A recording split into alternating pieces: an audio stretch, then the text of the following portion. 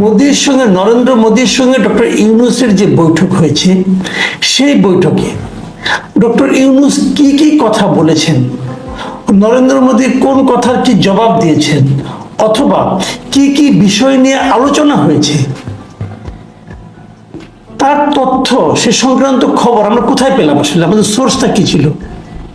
মূলত সোর্স ছিল ভেতরের আলাপগুলোর, যে ডক্টর ইউনূস মানে প্রধান উপদেষ্টা যিনি প্রেস সেক্রেটারি ছিলেন মিস্টার শফিকুল আলম, তিনি সাংবাদিকদের বেশ কিছু ব্রিফ করেছেন, তিনি জানিয়েছেন ভেতরে কি হয়েছে এবং যা যা বলেছেন উনি সেগুলো দিয়ে আমাদের পত্রপত্রিকাগুলো রিপোর্ট করেছে।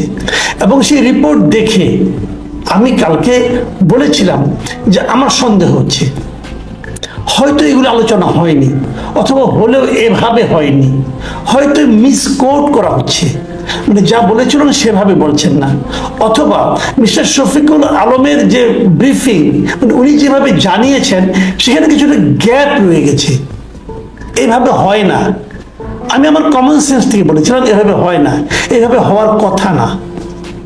আমারও যৎকিঞ্চিত অভিজ্ঞতা আছে সাংবাদিকতার, যে বলেছিলাম আমি, এবং আমি সেই সঙ্গে এটাও বলেছিলাম আমার এই সন্দেহ হওয়ার কারণে আমি কিন্তু কালকে ভারতের সমস্ত মিডিয়াগুলো চেক করেছি এবং কোথাও আমি শফিকুল আলম সাহেবের বক্তব্যের প্রতিধ্বনি দেখতে পাইনি। ওই অ্যাঙ্গেলে কেউ কথা বলেছে বলে আমি কোথাও পাইনি। এখন এটা তো ভাই যুদ্ধ না, কোনো একটা আলোচনা, দুই দেশের সরকার প্রধানের আলোচনা। এখানে কিন্তু কেউ জিতবে কেউ হারবে, এটা জেতানো হারানোর বিষয় কিন্তু না, এটা কিন্তু ফুটবল খেলার ধারা বর্ণনা নয় যে মনে করেন একটা শক্ত দলের বিরুদ্ধে আমাদের দল খেলছে, আমাদের দল একবার দুবার আক্রমণের দিকে বলটা নিয়ে গেল, ওটাকে আমরা ফুলিয়ে ফাঁপিয়ে বিশালভাবে বললাম, আর এর মাঝে যে আমরা 6 বা 7 বার গোল খেয়ে গেছি এটার কাহিনী আর আস্তে আস্তে করে বললাম। এটা কিন্তু ওই জিনিস না রে ভাই, এটা বুঝতে হবে এবং কূটনীতির ভাষাও জানতে হবে। যারা কূটনীতির ভাষা জানেন তাদেরকে নিয়ে এগুলি ব্রিফিং করাতে হয়, অথবা তাদেরকেই নিয়োগ দিতে হয়। এটা এত সহজ না কাজটা। আমাদের শফিকুল আলম সাহেব যে কথাগুলো বলেছিলেন কালকে সেই আমি বললাম, এবং কালকে আমি দেখিয়েছি, বলেছি যে ভারতের একাধিক পত্রিকা বলেছে যে এই কথাগুলো বলেছে বলে বাংলাদেশের পত্রিকা দাবি করেছে। আপনাদের মনে আছে কালকে আমি আনন্দবাজার পত্রিকার একটা ক্লিপ দেখে একটা মানে হেডলাইন আপনাদেরকে পড়ে শুনিয়েছিলাম। সেখানে কি বলা হয়েছিল?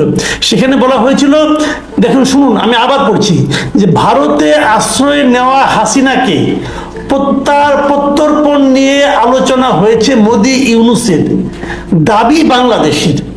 মানে এ ধরনের একটা আলোচনা হয়েছে বলে বাংলাদেশের দাবি। বাংলাদেশের কি দাবি করেছে? শফিকুল আলম দাবি করেছেন, এবং তার দাবির প্রেক্ষিতে প্রথম আলো রিপোর্ট করেছে। আসলে কি দাবি হয়েছিল এটা নিয়ে কালকে আমার সন্দেহ ছিল, এবং কালকে আমি আমার এর জন্য আমি লিখেছিলাম যে আসলে কি আলোচনা হয়েছিল। দেখুন এই কথাগুলি এত বড় ভূমিকাটা আমি দিলাম এই কারণে যে আজকে আমরা কি দেখলাম। আজকে আমরা দেখলাম ভারতের একাধিক পত্রিকা, আমি কোনো বাংলা পত্রিকায় আজকে কোনো চেকই করি না, দরকার মনে করি না, বাংলা পত্রিকা দরকার নাই, কারণ বাংলা পত্রিকা কলকাতার সাংবাদিকতা নিয়ে অনেক কথা বলেন, বাদ দেন, দরকার নেই। আমি ভারতের একাধিক ইংরেজি পত্রিকাকে আমি আজকে দেখছি, এবং তারা যে শিরোনাম করেছে ভয়াবহ শিরোনাম। আমি আপনাকে একটা জিনিস একটা শিরোনাম পড়ে শোনাই। একই ধরনের রিপোর্ট কে করেছে? Times of India, India today, the economic Times, তারা সবাই কিন্তু এই ধরনের নিউজ করেছে। এমনকি এএনআই, ভারতের একটা সংবাদ মাধ্যম এবং খুব গুরুত্বপূর্ণ সংবাদ মাধ্যম এটা, এএনআই এর রিপোর্টের হেডলাইনটা কি আছে শুনেন। হেডলাইন হলো যে account of press secretary to Bangladesh chief adviser on PM Modi Yunus meeting is mischievous, politically motivated source। মানে এটা যদি আমি বাংলা করি, বাংলা এমন দাঁড়ায় যে প্রধানমন্ত্রী মোদি এবং ইউনূস বৈঠকের বিষয়ে বাংলাদেশের প্রধান উপদেষ্টার প্রেস সচিবের বক্তব্য দুষ্টুমিপূর্ণ ও রাজনৈতিক উদ্দেশ্য প্রণোদিত। দুষ্টুমিপূর্ণ। আমাদের প্রেস সেক্রেটারি সম্পর্কে এই ধরনের বিশেষণ যখন বিদেশি একটা পত্রিকার রিপোর্ট শিরোনামে আসে আমাদের শুনতে ভালো লাগে। এটা কিন্তু শফিকুল আলমকে কেবল বলা হচ্ছে না, এটা বলা হচ্ছে বাংলাদেশের তাবৎ মিডিয়া সেন্স সংক্রান্ত বিষয়ে এই আলোচনা করা হচ্ছে। মানে আপনি তাহলে এই লোকটা তো যোগ্যই না আমার মনে হচ্ছে, যে বোঝেই না কি বলতে হবে, ভেতরে কি আলাপ হলো, কি আলাপের কি অর্থ হতে পারে এবং কোন অর্থকে কিভাবে প্রকাশ করতে হবে উনি তো বোঝেনই না। এবং ওনার রাজনৈতিক উদ্দেশ্যে প্রণোদিত যে বক্তব্য বলা, এর সঙ্গে আমি খুবই একমত। আমি বিভিন্ন সময় ওনাকে টক শোতে দেখেছি, ওনার কথাবার্তা শুনে মনেই হয় না যে উনি একজন সরকারি কর্মকর্তা, মনে হয় যে উনি কোনো রাজনৈতিক দলের স্পোক্স পার্সন বুঝি। এটা কি একটা পলিটিক্যাল গভর্নমেন্ট? তো ওনার বক্তব্য এমন হবে কেন? এই লোকটা আবার দেখলাম মাঝখানে সচিব থেকে নাকি সিনিয়র সচিব হয়ে গেছেন। মানে হচ্ছেটা কি ধরনের লোককে কোথায় বসাতে হবে? আমি শুরু থেকে বলে আসছিলাম যে ডক্টর ইউনূসের প্রধান সমস্যা ছিল উনি জানেন না কাকে কোথায় বসাতে হবে, উনি জানেন না কাকে কাকে নিতে হবে। বিদেশের একাধিক মিডিয়াতে আজকে এগুলি লেখা উঠছে এবং এগুলো আমাদের পড়তে হচ্ছে। কেন? দেখুন এই পত্রিকাতে ভেতরে কি লেখা আছে আমি আপনাদের একটু পড়ে শোনাই কয়েকটা জায়গায়। সেই জায়গাগুলি যেমন ধরুন একটা জায়গায় যে sources said there is no basis for the observation made by the press secretary on the extradition request pertaining to former Bangladesh Prime Minister Sheikh Hasina। মানে এটা যদি আমি বাংলা করি অর্থ হচ্ছে সূত্র জানায় যে বাংলাদেশের প্রাক্তন প্রধানমন্ত্রী শেখ হাসিনার প্রত্যর্পণের অনুরোধের বিষয়ে প্রেস সচিবের মন্তব্যের কোনো ভিত্তি নেই। তাদের বক্তব্য কিন্তু ডিপ্লোম্যাটিক বক্তব্য, কিন্তু এই যে আমাদের প্রেস সচিবের মন্তব্যের কোনো ভিত্তি নেই তারা যে ডিক্লেয়ার করতেছে, এটাকে আপনি কিভাবে বলবেন? এটাকে আপনি কিভাবে মূল্যায়ন করবেন? দেখুন ওখানে আরেকটা বিষয় আমি এটা বলি, এটা নিয়ে বেশি বলা উচিত না, কারণ যত বলবো তত তো আমাদেরই গায়ে লাগে, তাই না? তত তো আমাদেরই গায়ে লাগে। এটা হলে আমরা বলবো কেন?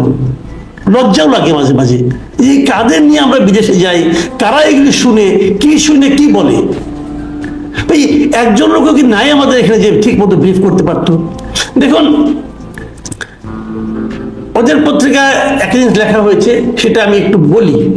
কি লেখা হয়েছে এএনআই রিপোর্টে? They said PM Modi also mentioned the importance of elections as the basis of the legitimacy in any democracy। মানে আমি যদি এটা বাংলা বলি, আমার মতো করে বলি, আমি আপনি মিলিয়ে নেন ভাই, যে প্রধানমন্ত্রী মোদি যে কোনো গণতন্ত্রে বৈধতার ভিত্তি হিসেবে নির্বাচনের গুরুত্বের কথাও উল্লেখ করেছেন। মানে নির্বাচনটা হওয়া দরকার দ্রুত, এবং বলতে যাচ্ছেন যদি দেশে গণতান্ত্রিক ব্যবস্থা আছে বলে আমরা দাবি করি তাহলে আমাদের এটা আগে নির্বাচনটা হইয়ে তারপর বলতে হবে। তার মানে অনির্বাচিত সরকারের ব্যাপারে ওনার যে রিজার্ভেশন, এটা উনি আরেকবার প্রকাশ করেছেন। দেখুন মোদির কথা ভালো কি মন্দ, মোদির কথা আমার জন্য পছন্দের কি অপছন্দের, মোদির কথা আমাদের বাস্তবতার সঙ্গে মেলে কি মেলে না, সেগুলো কিন্তু ভিন্ন বিতর্ক। নরেন্দ্র মোদীকে ঠিক করা কিন্তু আমার আপনার দায়িত্ব না। আমার আপনার দায়িত্ব হলো ওই আলোচনায় নরেন্দ্র মোদী কি বলেছেন সেটা উল্লেখ করা, ওই আলোচনায় আমাদের প্রধান উপদেষ্টা কি বলেছেন সেটা উল্লেখ করা। আমাদেরটা ঠিক না তাদেরটা ঠিক, তাদের বক্তব্য আমাদের বাস্তবতার সঙ্গে মেলে কি মেলে না, ভাই এই বিতর্ক করার দায়িত্ব কিন্তু প্রেস সচিব আপনাকে দেওয়া হয় নাই। আপনার দায়িত্ব হলো কি আলোচনা হয়েছে সেটা মিডিয়াকে ইনফর্ম করা। মিডিয়া তো এটা ইনফর্ম করা হয়েছে, মধ্যে এই কথা বলছে গণতন্ত্রের কথা, যে নির্বাচন হলো গণতন্ত্রের ভিত্তি, এটা তিনি বলেছেন। এই কথাটা আপনি ব্রিফ করেছেন, দেখলাম না কোথাও। তো এগুলো ঠিক না, এগুলো একেবারেই ঠিক না।